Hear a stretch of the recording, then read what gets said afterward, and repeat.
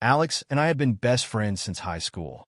We'd seen each other through breakups, job losses, and every stupid decision we could get ourselves into. So, when he asked me to be his best man at his wedding to Mia, I was honored. I was even happy to make a long-winded speech since, if anyone deserved happiness, it was him and Mia, or so I thought. But 2 weeks before the wedding, everything changed. I found out something that shook my entire view of Alex. It was an accident, really. We were at a party, and one of our friends, Sarah, pulled me aside with a troubled look. "Hey," she said, keeping her voice low, "I saw Alex at a restaurant last week. He wasn't with Mia. Probably just a friend." I shrugged, brushing it off. But Sarah shook her head. "It didn't look like that, though. They were close. You know what I mean?" To prove her point, she pulled up a picture she'd secretly taken on her phone. There was Alex, unmistakably him, leaning in close to some woman with his hand on her back, his face tilted toward her. It didn't look platonic. My heart sank, but I figured there had to be an explanation. Alex was getting married in less than 2 weeks, after all. He and Mia had been together for years, and he'd always talked about her like she was his soulmate. There was no way this was what it looked like, right? I called Alex the next day, hoping I'd get some reasonable explanation. But when I asked him directly, there was a long, telling silence. Then he said, "It's not what you think. It's just a fling." "A fling?" I repeated, stunned. "Dude, you're getting married in less than 2 weeks. He just laughed it off. "Come on, man, it's nothing serious. I love Mia. She's the one I want to marry. This other thing is just a distraction." I felt something twist in my gut. How could he say something like that? I tried to appeal to his better judgment, thinking if I talked him through it, he'd realize how messed up this was. I even asked, "Does Mia know about this? Have you told her anything?" "No, of course not," he replied, as if that was the most ridiculous suggestion in the world. Why would I do that? It'd ruin everything. Maybe because she deserves the truth? Because she's the person you're supposed to be committing your life to? I was getting angrier by the second, but he just waved it off. "You don't understand, okay?" he snapped, and I could hear a hint of irritation in his voice. "I know what I'm doing. Just stay out of it." I hung up that call feeling sick. I tried to convince him to come clean, to let Mia decide what she wanted instead of trapping her in a marriage built on lies. But Alex wouldn't budge, and I didn't know what to do. I spent the next week wrestling with myself. I felt trapped between my loyalty to him and my conscience. A few days later, Alex called me again, sounding uncharacteristically cheerful. "Hey man, I've been thinking," he said. "I want to do something nice for you as a thank you for being my best man. You've always wanted to go to Europe, right? I'll cover the trip for you after the wedding. Think of it as my gift to you." It took me a second to realize what he was doing. He was bribing me.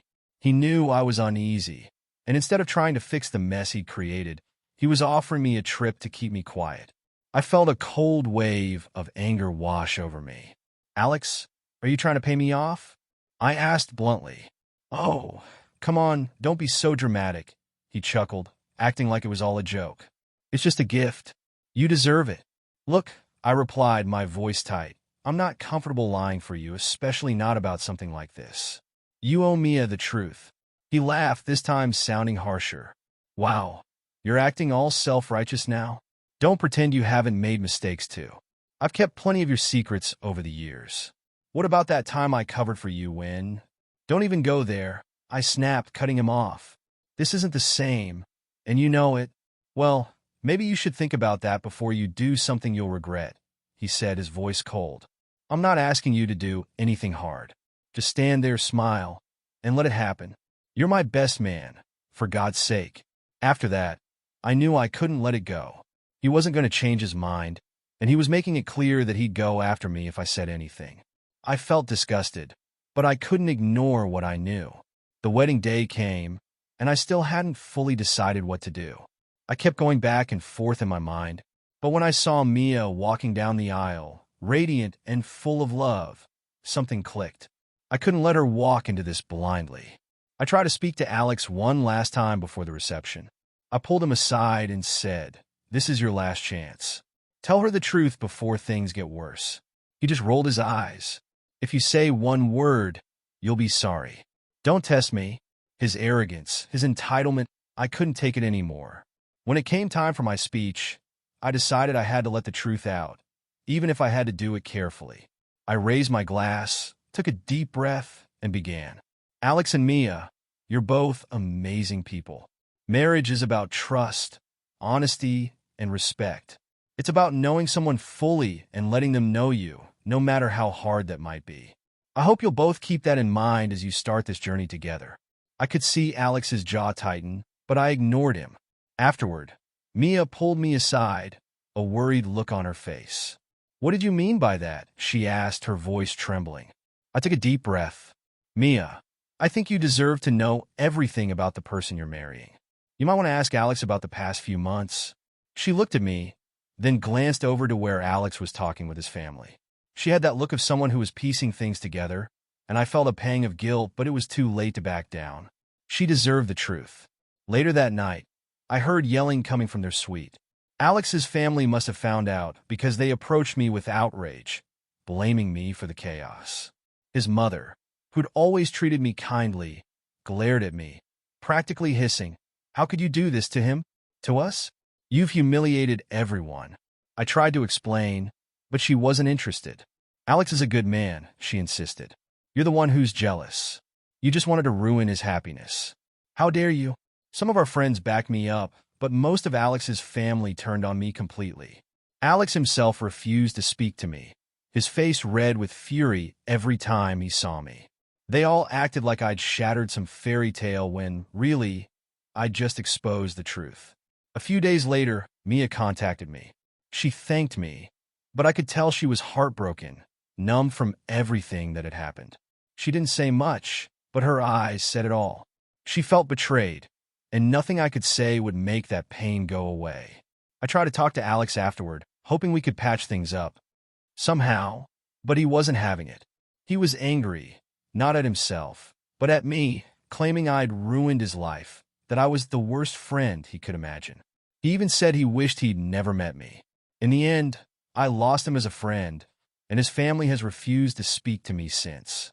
The fallout was uglier than I'd ever imagined. Alex and Mia never made it through. They separated soon after, and she moved away. I heard rumors that Alex spread lies about me, painting me as the jealous friend who'd meddled out of spite. Looking back, I know I could have just stayed quiet, let the day go on without saying a word. But when I think about Mia and how she deserved the truth, I know I did the right thing, even if it cost me nearly everything. Alex was the one who made those choices, who lied, who tried to manipulate everyone around him to keep his image intact. And in the end, he only has himself to blame. In the months following the wedding, I tried to move on, but the fallout was harder to shake than I'd expected. Alex had been such a big part of my life for so long that, without him, I felt this strange emptiness.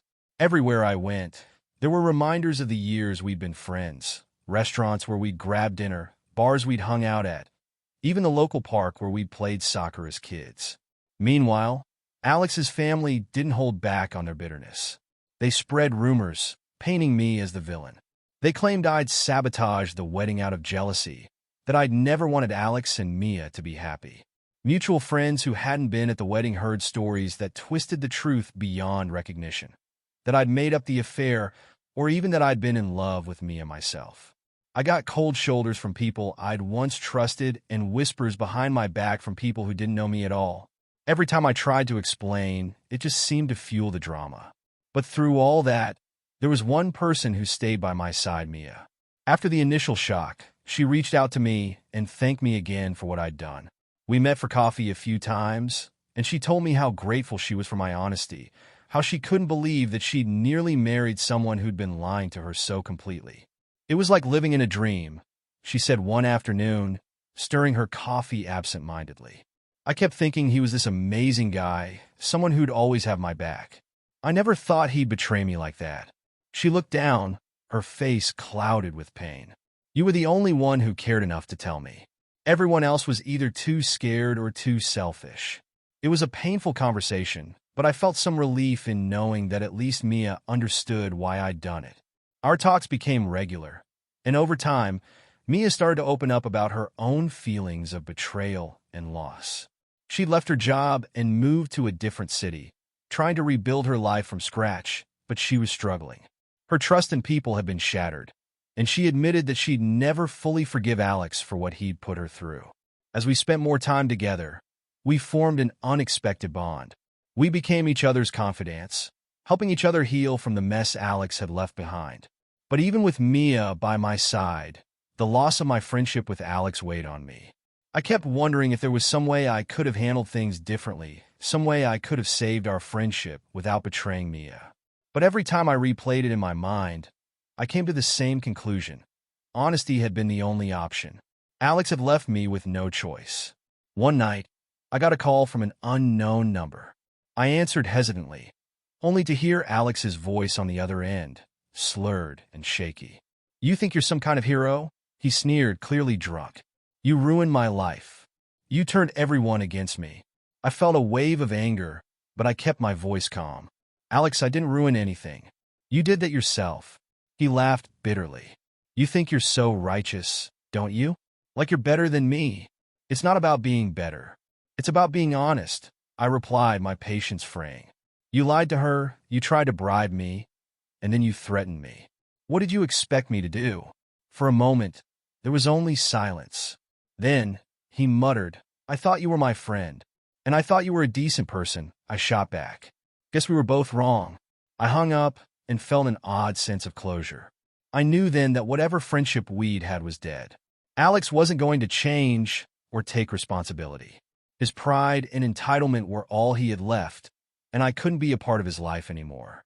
As months passed, I learned to accept the consequences of my choice. Alex moved away, likely to escape the whispers and judgment that had started to follow him.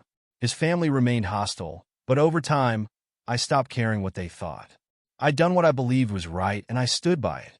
Losing a friend was hard, but I couldn't have lived with myself if I'd stayed silent. And then, gradually, my life began to settle into a new normal. Mia and I stayed close, helping each other heal. She moved back to the city, and we kept meeting up, supporting each other through the slow, painful process of rebuilding trust. What had started as an unlikely friendship became something deeper. Months turned into a year, and then one day, we realized we'd fallen for each other.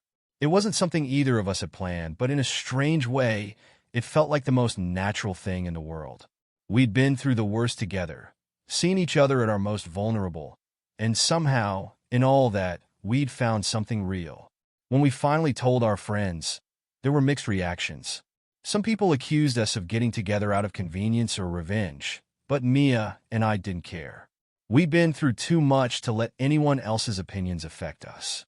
Looking back, I know that exposing Alex's affair was the hardest thing I'd ever done.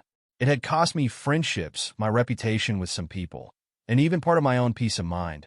But in the end, it had also given me something unexpected, a chance to be truly honest, a chance to do the right thing, and eventually, a chance at real love with someone who understood what it meant to be heard and still find a way to trust.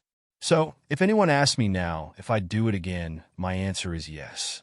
Because sometimes, doing the right thing doesn't just set someone else free, it sets you free too.